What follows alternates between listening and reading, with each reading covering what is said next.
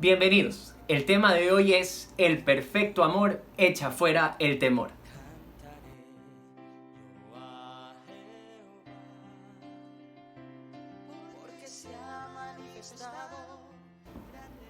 En días como hoy, una de las cosas que más abrigan nuestro corazón o nuestra mente es ese sentimiento del temor. Prender las noticias, escucharlas, verlas por redes sociales, empiezan a infundir en nosotros algo que no queremos, y es el temor. Observamos cómo cientos de personas mueren al día, no solo en nuestro país, sino alrededor del mundo. Ver cómo las personas, cuando se dice que va a haber un toque de queda de más de 24 horas y nadie va a poder salir, la gente sale paniqueada, va a los supermercados, se aglomera, y esto causa aún más las probabilidades de contagio. Todas estas noticias que vemos día tras día causan una sensación de temor. Saber que este virus lleva a la gente a la muerte nos ha hecho meditar de manera muy profunda. Pero pensando en esto del temor, leí justamente en esta semana una historia. La historia de un hombre llamado John Wesley. Un gran hombre de Dios, un hombre de una gran fe. Si leyéramos tal vez las últimas páginas de su biografía, diríamos, este hombre jamás ha tenido temor. Pero no es así. Cuenta su historia que un día, viajando de Inglaterra para Estados Unidos, estaba en una misión. Este hombre fue azotado en su barco por una gran tormenta.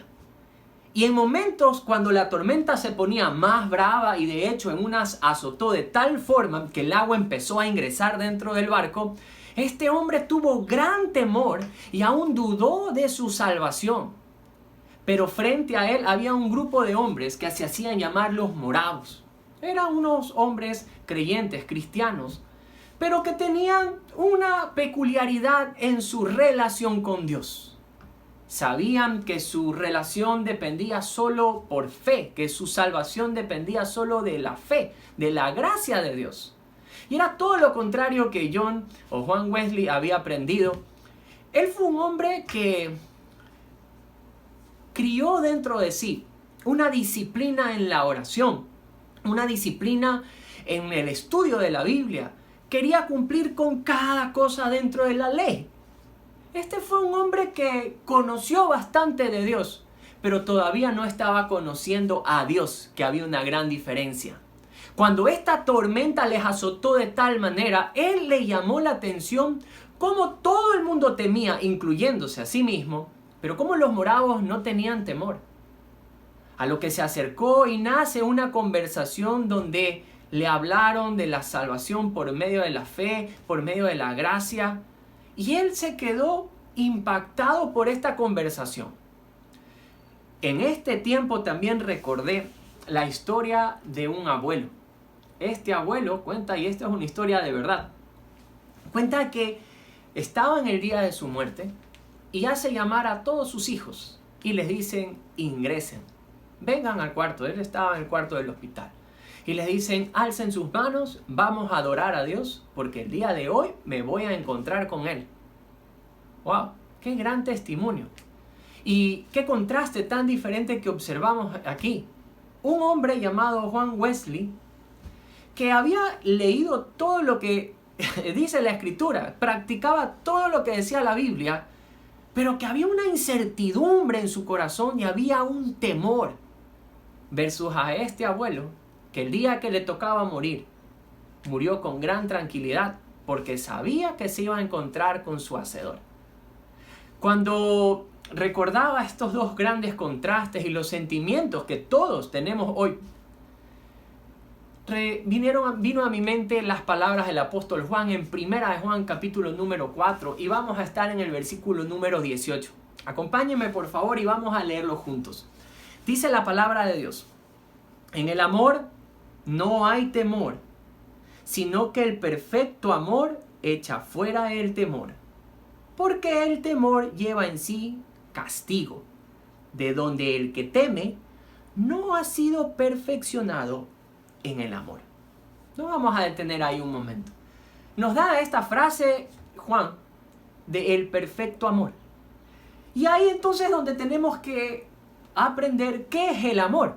Es un sentimiento, de dónde procede el amor, dónde está la fuente del amor. Pero la información que nos da este versículo es lo que hace el perfecto amor. Y la Biblia nos enseña que en el perfecto amor no hay temor y que el perfecto amor echa fuera el temor. Quiere decir esto que nosotros podemos tener este sentimiento de temor, pero no hay que dejarle estar aquí. Lo que el perfecto amor hace es que saca ese temor de nuestro corazón.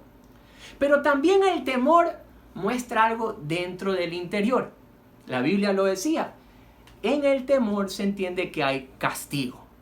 Ahora yo recuerdo una anécdota hace muchos años atrás con mi hermana. Éramos traviesos, habríamos tenido unos 6, 7 años.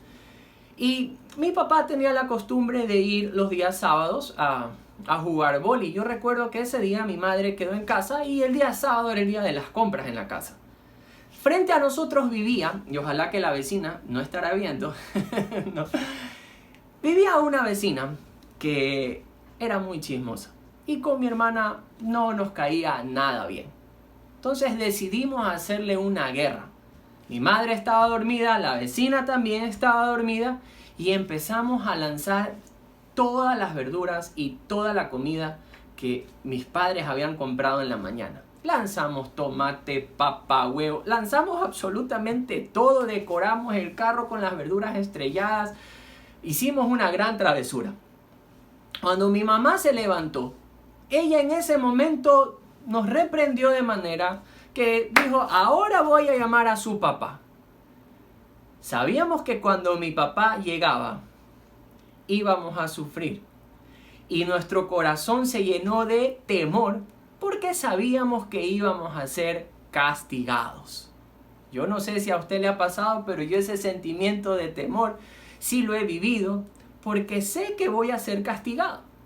Esto era lo que le estaba pasando a Juan Wesley.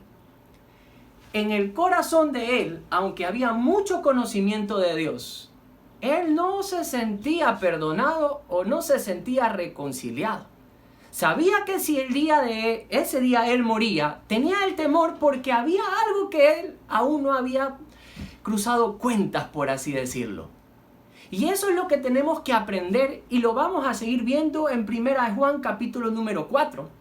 Porque vamos a ver entonces la definición del amor. ¿Ok? Acompáñame entonces, vamos a estar en los versos 7 y 8. 1 Juan capítulo número 1, versículos 7 y 8. Mire lo que dice la Biblia. Amados, amémonos unos a otros, porque el amor es de Dios. Todo aquel que ama es nacido de Dios y conoce a Dios. El que no ama no ha conocido a Dios, porque Dios es amor. ¡Qué increíble! ¡Qué increíble! Porque nos dice no solamente la definición del amor, porque aquí la Escritura nos deja ver que Dios es amor, sino que también pone a Dios como la fuente del amor. De Él procede el amor. Por eso es que dice la palabra de Dios que el que no ama no ha conocido a Dios, y todo aquel que ama ha nacido de Dios. Entonces aquí aprendemos que Dios es la fuente del amor, que de Él procede el amor. Pero también aprendemos que todo aquel que ama de manera genuina es porque ha nacido de Dios y porque conoce a Dios. Ahora, eso sería una definición, pero lo importante también es ver la aplicación. Es como cuando uno va al colegio o a la escuela y aprende toda la teoría. Pero cuando sales del colegio o sales de la universidad, tienes que ponerlo por obra, tienes que practicar lo que estás aprendiendo. Y los versos que siguen nos va a dar esa aplicación. Venga conmigo a 1 Juan, capítulo número 1, versículos 9 al 10. Miren lo que dice la Biblia. En esto se mostró el amor de Dios para con nosotros, en que Dios envió a su Hijo unigénito al mundo, para que vivamos por Él. En esto consiste el amor. Aquí está la definición. Aquí vemos el amor en acción. No en que nosotros hayamos amado a Dios, sino en que Él nos amó a nosotros y envió a su Hijo en propiciación por nuestros pecados. Muy bien, ahora que hemos observado este texto, vamos a entender lo que es el amor en acción. 2 veces nos dice que en esto consiste el amor, y es que Dios envió a su Hijo. Ahora, hay que analizarlo bien. ¿Qué significa esto de que Dios envió a su Hijo? Pero antes de entrar en este detalle, también quiero que observemos el verso número 10, cuando nos enseña que en esto consiste el amor. No en que nosotros hayamos amado a Dios primero, sino en que Dios nos amó a nosotros. Esto quiere decir que el primero en dar el paso de reconciliación es Dios. Muchas veces pensamos que somos nosotros los hombres buscando a Dios, cuando es diferente. Dios sale en rescate, en búsqueda del hombre. Ahora, nos enseña la Biblia que su amor se muestra cuando Él envía a su Hijo y da 2 cosas para que vivamos por medio de Él, y segundo, para que Él sea en propiciación por nuestros pecados. ¿Qué significa esto? Para entender el amor de Dios, tenemos que entender cuál ha sido nuestra condición. Tiempo atrás se me permitió predicar en la cárcel. Y las personas de la cárcel les llevé un mensaje que hablaba de la libertad. Ahora, todos ellos entendían cuál es el concepto de no tener libertad y cuál era el concepto de agradecimiento cuando haya libertad. Para nosotros entender cuál es la magnitud del amor de Dios o el amor en acción, que es lo que estamos viendo, tenemos que entender cuál es la condición del ser humano. ¿Por qué es que Dios tenía que salir primero? ¿Cuál es la condición de nosotros para que Él haya dado primero este paso? Y quisiera que vayamos un ratito a Juan capítulo número 3, versículo número 18, para observar cuál es la condición del ser humano. Dice la Biblia de la siguiente manera: el que cree no es condenado, pero el que no cree ya ha sido condenado porque no ha creído en el nombre del unigénito Hijo de Dios. Aquí nos muestra cuál es la condición del ser humano, y es una condición de condenación. La Biblia en el libro de Romanos encierra a toda la humanidad bajo pecado por el hecho de que todos hemos pecado. Esta palabra pecado significa errar en el blanco. Dios nos crea para la gloria de su nombre y nosotros nos fuimos por las tangentes. Ahora, esa es la condición que existe en el ser humano de condenación, por cuanto el hombre ha pecado y es merecedor de la justicia de Dios. Ahora, veamos otra parte de la condición del ser humano, no solamente en condenación, sino Efesios capítulo 2 nos enseña lo siguiente: y Él os dio vida a vosotros cuando estabais muertos en vuestros delitos y pecados. ¿Cuál era la condición del hombre según Efesios? Muertos. Y el muerto no puede hacer nada para revivirse. Entonces aprendemos algo ahí en la condición del ser humano, que no hay nada que nosotros podamos hacer para alcanzar una salvación, para ser rescatados. ¿Qué puede hacer el muerto para revivirse? Nada. Y esa es nuestra condición. Y esa condición nos da ahora un entendimiento mayor de por qué el amor de Dios en acción se ve en ese primer acto de Dios y en enviar a su Hijo. Nuestra condición era condenación y muerte. Ahora, la Biblia nos enseñó que a través de Jesucristo nosotros alcanzamos la vida, la reconciliación, y que fue enviado por proposición de nuestros pecados. ¿Qué significa esto? Vámonos un momento a Colosenses capítulo número 2, versículo número 13. ¿Ok? Entonces aquí vamos a observar lo que dice la Biblia. Y a vosotros, estando muertos en pecados y en la incircuncisión de vuestra carne, os dio vida juntamente con Él, perdonándonos todos los pecados. Cuando la Biblia en Primera de Juan nos está enseñando que el amor de Dios se muestra para con nosotros en que Dios envió a su Hijo por nosotros, para que vivamos por medio de Él, es que Él es por el medio que nosotros alcanzamos una reconciliación con Dios. La Biblia nos enseña, nosotros estando muertos en pecados y en la incircuncisión de nuestra carne, Él nos da vida juntamente con Él, perdonándonos todos los pecados. Jesús es el medio de reconciliación que tenemos para llegar con Dios. Ahora, veamos esto en Primera de Pedro, capítulo número 1, versículo 17 al 20. Mire lo que dice la Biblia. Y si invocáis por Padre aquel que sin acepción de personas juzga según la obra de cada uno, conducíos en el temor todo el tiempo de vuestra peregrinación, sabiendo que fuisteis rescatados de vuestra vana manera de vivir, la cual recibisteis de vuestros padres, no con cosas corruptibles como oro o plata, sino con la sangre preciosa de Cristo, como de un cordero sin mancha y sin contaminación, ya destinado desde antes de la fundación del mundo, pero manifestado en los postreros tiempos por amor de vosotros. Ahora, aquí da un término de ser rescatados no por oro o plata, sino por medio de la sangre de nuestro Señor Jesucristo. No solamente que hallamos en Cristo la reconciliación, sino que Cristo es quien paga nuestra deuda por el pecado que hemos cometido.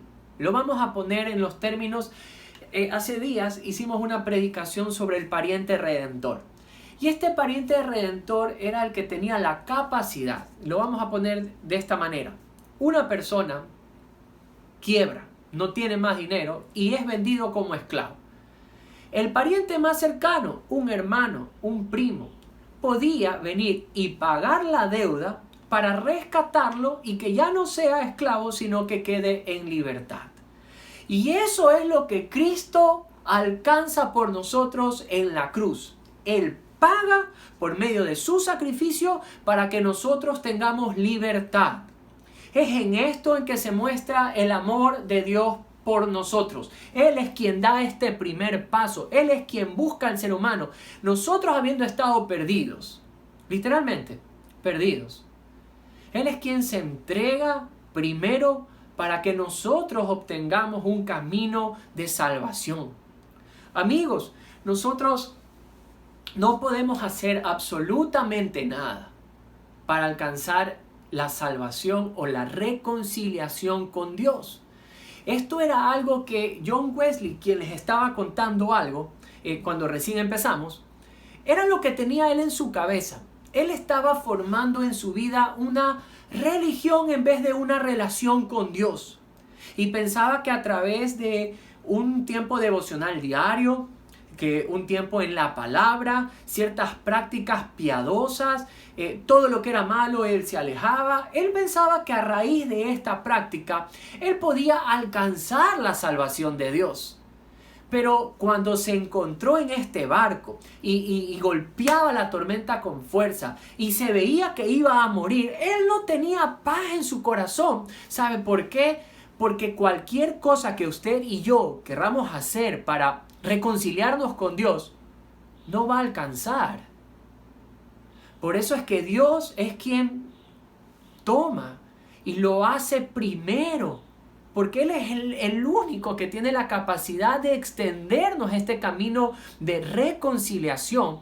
Y esta reconciliación viene por medio de un sacrificio. ¿Qué quiero decir con esto? Que el castigo que Jesús obtuvo en la cruz lo merecíamos usted y yo por todas nuestras desobediencias. Pero Él decidió cargar en sí mismo el castigo que usted y yo merecíamos para que usted y yo podamos estar reconciliados, porque la deuda se tiene que pagar y Él decidió pagar esta deuda para que nosotros ya no carguemos con este peso de condenación, mas seamos llamados a libertad. Y esto era lo que John Wesley no estaba entendiendo, pero que los moravos, quienes estaban ahí, no tenían ningún temor en el barco, ya lo habían entendido. Habían entendido que ya no tenían una deuda que pagar. Y que si ese momento le llegaba el tiempo de morir, él iba a estar en reconciliación con Dios. Ahora, ¿cómo este conocimiento de todo esto? De que Dios es la fuente del amor, que aquel que ama de manera genuina conoce a Dios porque ha nacido de Dios. Hemos entendido el amor en acción. Dios reconciliándonos por medio de Jesús, enviando a su Hijo para que por medio de Él nosotros podamos tener paz, la plena certeza de que estamos reconciliados con Dios. ¿Cómo vivo esto? ¿Cómo esto es una verdad? Y es lo que vamos a ver en Primera de Juan, en los versículos del 11 al 16. Acompáñenme, por favor. La Biblia dice así: Amados, si Dios nos ha amado así, debemos también nosotros amarnos unos a otros. Nadie ha visto jamás a Dios. Si nos amamos unos a otros, Dios permanece en nosotros, y su amor se ha perfeccionado en nosotros. En esto conocemos que permanecemos en Él, y Él en nosotros, en que nos ha dado de su Espíritu. Y nosotros hemos visto y testificado que el Padre ha enviado al Hijo, el Salvador del mundo. Y todo aquel que confiese que Jesús es el Hijo de Dios, permanece en Él y Él en Dios. Y nosotros hemos conocido y creído en el amor que Dios tiene para con nosotros. Dios es amor, y el que permanece en amor, permanece en Dios y Dios en él. Muy bien. Entonces vamos a observar cómo es que este amor se perfecciona en nuestra vida.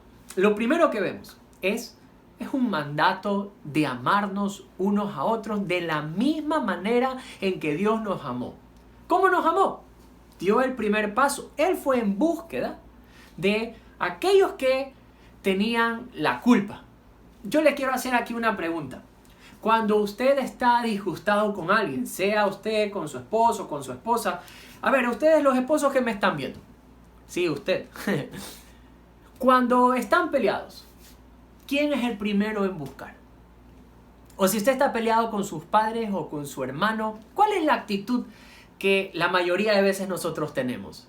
Y es que no, yo no le voy a buscar, que vaya, él me venga a buscar y a pedirme disculpas, ¿verdad? Y no es de esa manera en la que Dios nos está dando esta comisión. Entonces, cuando nosotros hemos entendido este amor de Dios y vivimos este amor de Dios, tenemos que amar de la manera en que Dios ama. Y es una manera sacrificial, buscando nosotros primero con el fin de reconciliación. Y eso es lo que Dios hizo en nosotros. Y si esto es una verdad en nuestra vida, significa que el amor de Dios se va perfeccionando en nosotros. Ahora, segundo punto, nos enseña lo siguiente en el verso número 13. En esto conocemos que permanecemos en Él y Él en nosotros, en que nos ha dado de su Espíritu. ¿Qué quiere decir esto?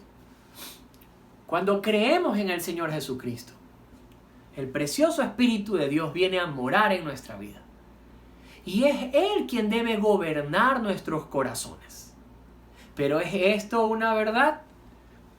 El perfeccionamiento del amor en nuestra vida se da porque el Espíritu de Dios empieza a gobernar.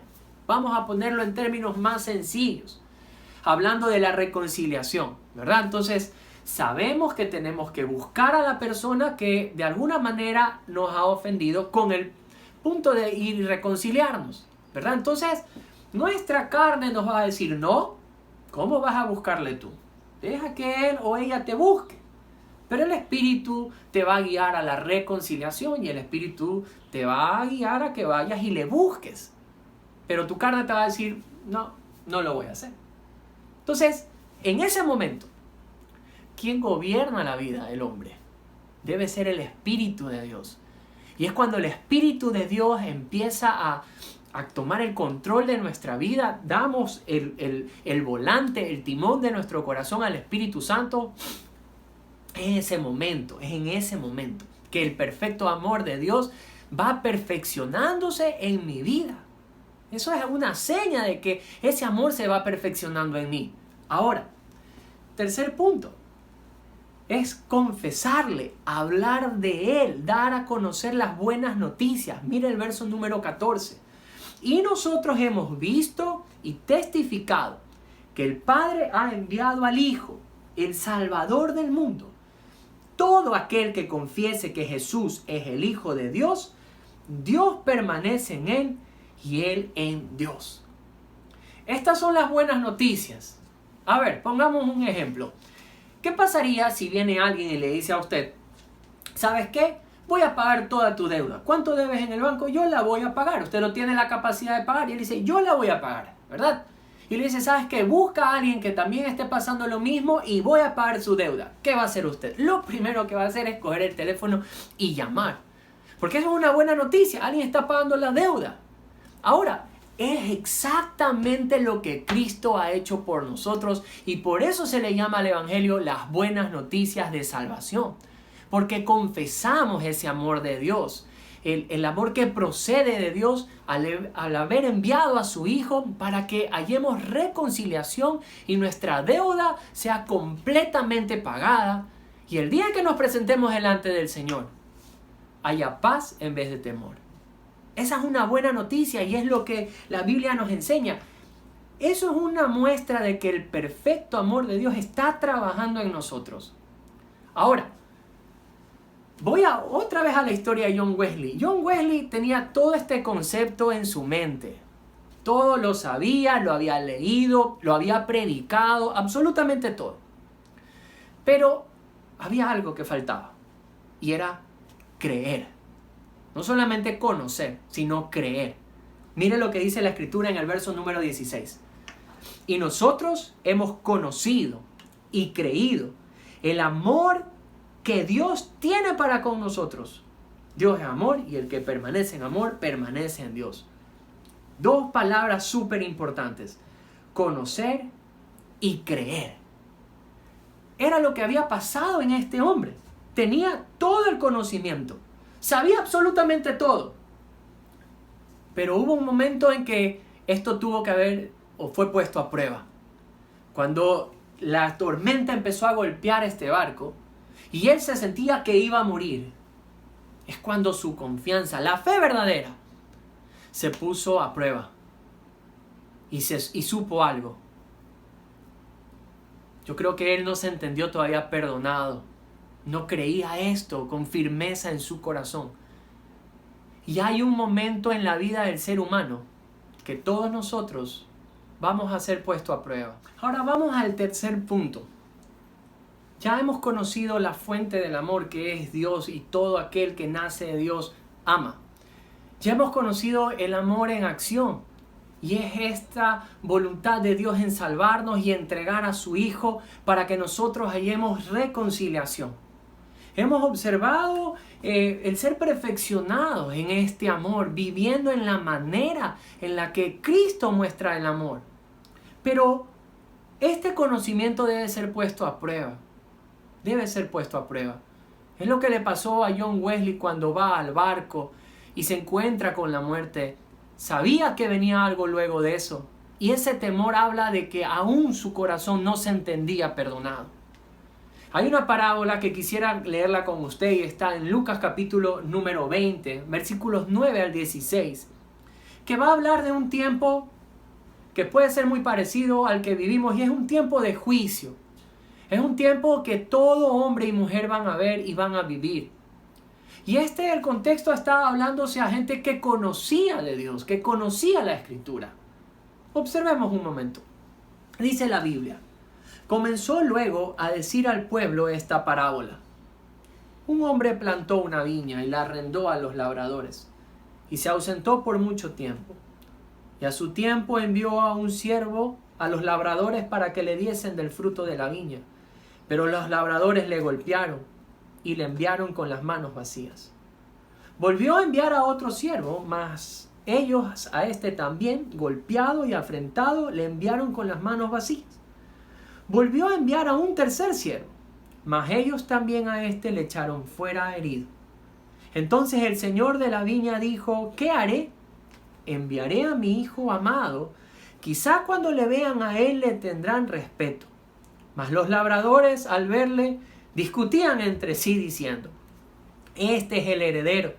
Venid, matémosle, para que la heredad sea nuestra. Y le echaron fuera de la viña y le mataron. ¿Qué pues les hará el señor de la viña? Vendrá, y aquí está la respuesta, y destruirá a estos labradores y dará su viña a otros. Cuando ellos oyeron esto, dijeron: Dios nos libre. Ante esta historia, ellos estaban captando lo que Jesús les estaba enseñando. Le estaba hablando directamente al pueblo de Israel, un pueblo que recibe los profetas de Dios con búsqueda de arrepentimiento en el corazón, pero no la hallaron. Más bien Israel muestra esta hostilidad en contra de los profetas y los mataban. Y este es más o menos un concepto de lo que Cristo nos está enseñando en esta parábola. Luego envía a su propio hijo y dice: tal vez a este le respetarán, pero terminan matándolo. Y de hecho eso fue lo que hicieron. Cuando ellos escuchan estos términos de juicio y de condenación que tenían, dijeron: Dios nos libre. Y ese es el temor que todo ser humano tiene, de recibir lo que merecemos, la justicia de Dios sobre nosotros. Conversando con un familiar nos decía: yo he conocido siempre a un Dios de amor, pero siento que Dios nos está castigando, siento que Dios nos está hablando. Y es así. La predicación del Dios de amor es correcta, es lo que estamos hablando. Pero Dios no solamente es amor, es un Dios de justicia. Y que traerá justicia también a este mundo. Y cada ser humano y cada persona tendrá que rendir cuentas. Y ese es el temor que tenemos. Es el temor que nos abriga, porque nos sabemos culpables. Porque hemos entendido nuestro actuar. Porque sabemos que el día en que nos encontremos con nuestro Dios, vamos a tener que rendir cuentas. Y eso no queremos. Pero es por eso que el amor de Dios se mostró cuando Él envía a su Hijo, para que por medio de Él nosotros seamos reconciliados. Y este era el problema de John Wesley. Era un hombre que moralmente era lo más correcto habido y por haber. Hacía ayunos, oraba, estudiaba, seminarista. ¿Qué no había hecho? Había hecho absolutamente todo, había sido misionero, pero cuando se encontró con el momento que iba a morir y a partir su corazón, inmediatamente tuvo temor. Porque sabía que sus obras no bastarían para alcanzar la justicia, para entrar al cielo. Y eso era lo que los moravos habían entendido, que no solamente es el conocimiento de todo esto, sino creer que esto es verdad y que puedes estar confiado en esta verdad de que eres reconciliado con Dios por medio de Jesús. Y es en ese perfecto amor que el temor se va de nuestros corazones. Amigos, John Wesley no murió como un hombre incrédulo. De hecho, fue un hombre muy usado por Dios en su época.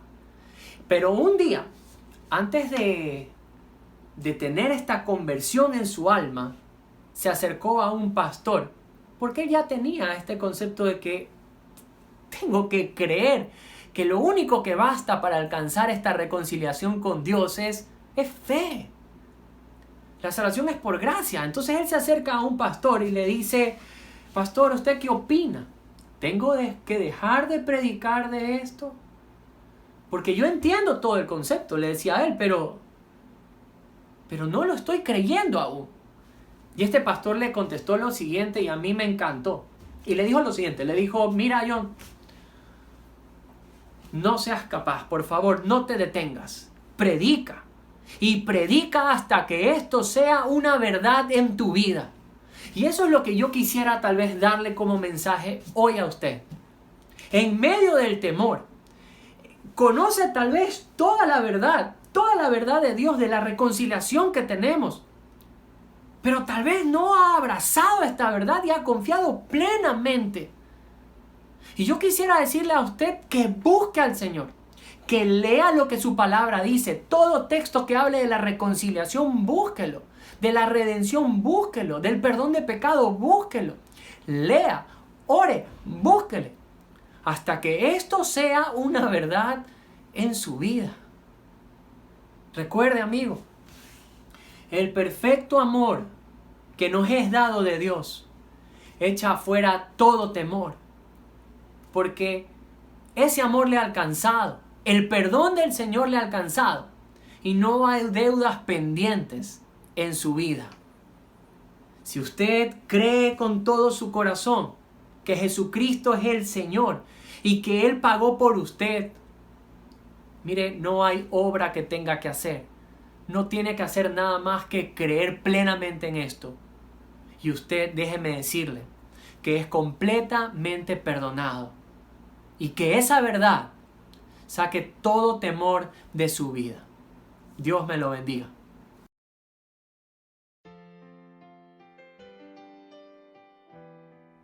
¿Cómo no vamos a tener un tiempo de oración y de gratitud?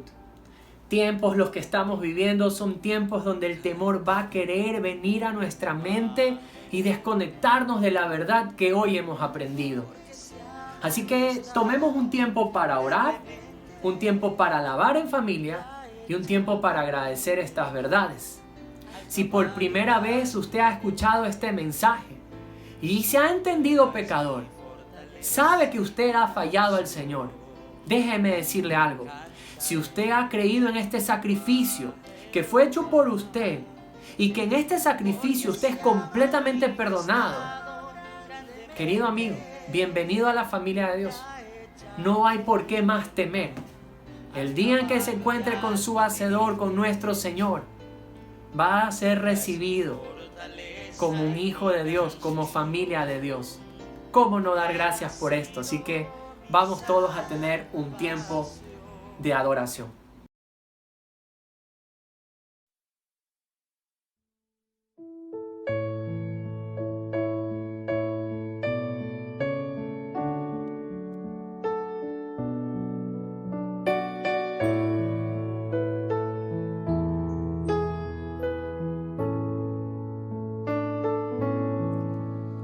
En el monte Calvario estaba una cruz, emblema de afrenta y dolor. Mas yo amo esa cruz, donde murió mi Jesús por salvar al más vil pecador. Hoy yo siempre amaré esa cruz. En sus triunfos mi gloria será. Y algún día, en vez de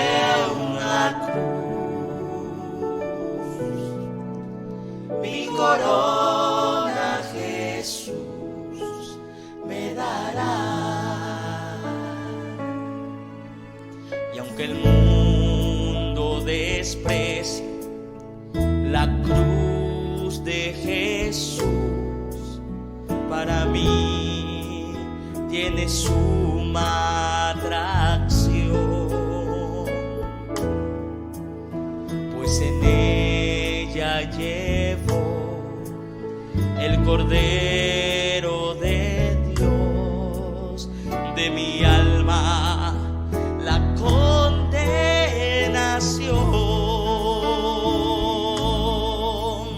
Hoy yo siempre amaré esa cruz, y en sus triunfos mi gloria será. Y algún día, en vez de una cruz, mi corona Jesús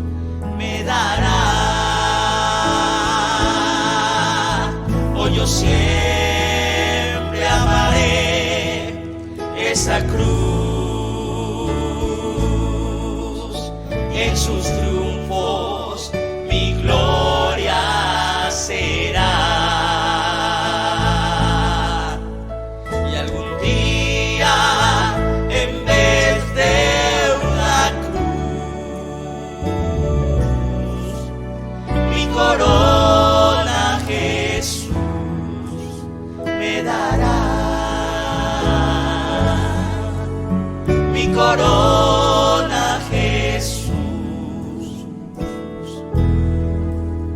me dará.